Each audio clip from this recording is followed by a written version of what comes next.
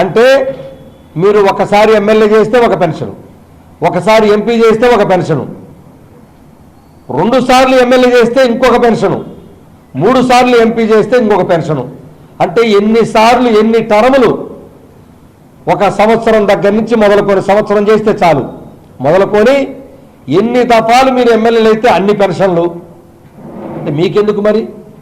అప్పుడు రాష్ట్ర ప్రభుత్వం ప్రజలు అల్లాడిపోరా? ఈ భారతదేశంలో ఉన్నటువంటి ఆ పెన్షన్ విధానం రద్దు చేపిస్తారా? ఆ ఎంపీలకి ఎమ్మెల్యేలకి మొత్తం రద్దు చేసుకుంటారా? లేదు మీరు ఏమైనా డబ్బు లేకునేటువంటి వాళ్ళ, మాలాగా 40 సంవత్సరాలు ఏమైనా పూర్తిగా మా వయసు అయిపోయేంత వరకు సేవ చేసేటువంటి సేవ మీరేమన్నా?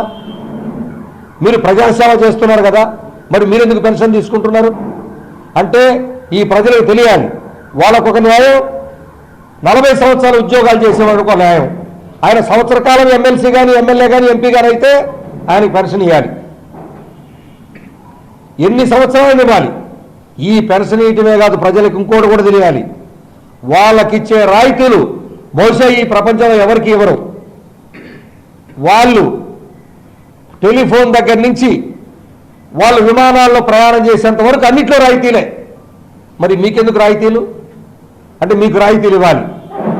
ఇంకొక విచిత్రం, వీళ్ళ జీతాలు పెంచుకోవాలంటే, వీళ్ళ పెన్షన్లు పెంచుకోవాలంటే వాళ్ళే ఏర్పాటు చేసుకుంటారు, శాసనసభల్లో లేకపోతే పార్లమెంట్లో వాళ్ళే డిక్లేర్ చేసుకుంటారు వాళ్ళ జీతాలని. మాలాగా పిఆర్సీ కమిటీలు ఉండవు, కమిషన్లు అవసరం లేదు వాళ్ళకి, వాళ్ళు ఎంత అనుకుంటే అంత పెంచుకోవచ్చు. ఇంత అన్యాయమా? 40 సంవత్సరాలు, దాదాపుగా 62 సంవత్సరాల పాటు మా వయసు ఉడికిపోయేంత వరకు మీరిచ్చేటువంటి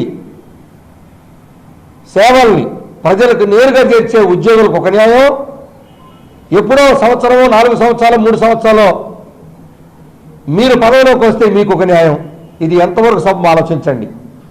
మరి అటువంటి మీరు హామీ ఇచ్చినటువంటి ఆ సిపిఎస్ రద్దుని మీరే చెప్పారు.